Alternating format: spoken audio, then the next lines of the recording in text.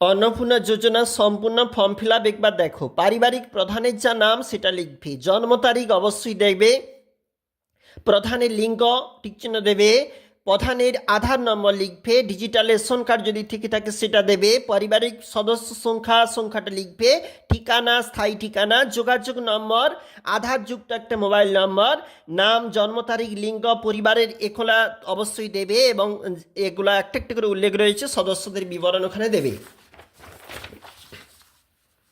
পরের যে page same রয়েছে, পারিবারিক প্রধান, অন্যান্য প্রাপ্তবয়স্ক, ব্যাঙ্ক অ্যাকাউন্টের যেখানে ধরন, পরিবারের প্রধানের বিবরণ এবং সদস্য সংখ্যাগুলোর সব একটা একটি করে কিন্তু বিবরণ দেবে।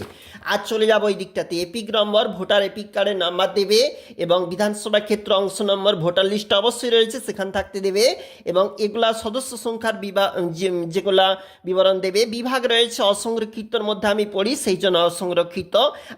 আপনার কি ডিজিটাল রেশন কার্ড? হ্যাঁ রয়েছে। কার্ডের ধরন পিএইচএইচ, আমারটা রয়েছে, তোমারটা তুমি তা দেখে দেবে। পারিবারিক রেশন দোকান থেকে নেওয়া হয় অবশ্যই হ্যাঁতে। বাড়ি থেকে 3টি বা তার বেশি পাকা ঘর রয়েছে না, তার জমির মালিকানা, এটা হ্যাঁ হবে। পরবর্তী পেজটা দেখো, যেখানে মোট জমির পরিমাণ বলেছে 4 চাকার যদি কোনো গাড়ি থেকে থাকে, আমার তো নেই, আমি নাতে দেব। পারিবারিক পরিবার ভিত্তিক সদস্য স্বাস্থ্য বিমা যদি থেকে থাকে তার বিবরণ কিন্তু একটা একটি করে দিতে হবে এবং রয়েছে অন্যান্য আয়কর যদি কেউ কোনো সদস্য দিয়ে থাকে, আমার বাড়িতে কেউ দেয় না, না দিলাম।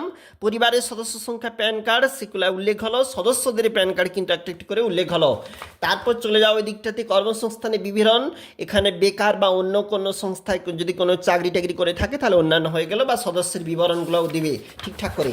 এদিকটা রয়েছে পরবর্তী, শিক্ষিত মোট সংখ্যা, অশিক্ষিত মোট সংখ্যা, শিক্ষিতরা কতদূর পড়াশোনা করেছে তার বিবরণ এবং যদি না হয় তাহলে অশিক্ষিত হয়ে যাবে কিন্তু ওটা। এবং এটা রয়েছে কোনো সাংবিধানিক কোনো কি পদে রয়েছে, যদি না হয় তাহলে না দেবে। কোনো সদস্য কি সরকারি পেনশনভোগী, যদি না হয় না দেবে। যদি জিএসটির আওতায় নিবন্ধীকরণ থাকে সদস্য তাহলে অবশ্যই হ্যাঁ দিবে, না হলে না দিবে।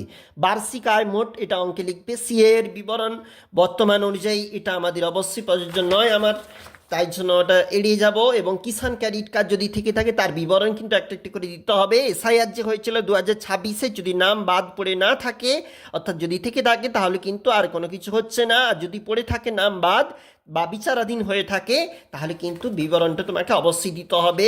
আর শিশুদের যা বিবরণ এটা কিন্তু তোমাকে অবশ্যই দিতে হবে। এদিকটা দেখো, টিকাকরণের সূচি যদি কোনো থেকে থাকে অবশ্যই দিবে এবং সরকারি প্রকল্পের যদি কোনো সুবিধা পেয়ে যাচ্ছেন তাহলে কিন্তু ওটা অবশ্যই উল্লেখ হবে। এদিকটা পরবর্তী দেখো, যেখানে এবারে মর্মে প্রাপ্ত স্বীকারটাও কিন্তু রয়েছে, এদিকটাতে তোমাকে এখানে স্বাক্ষর করতে হবে, এটা সরকারি কর্মচারীদের জন্য অবশ্যই।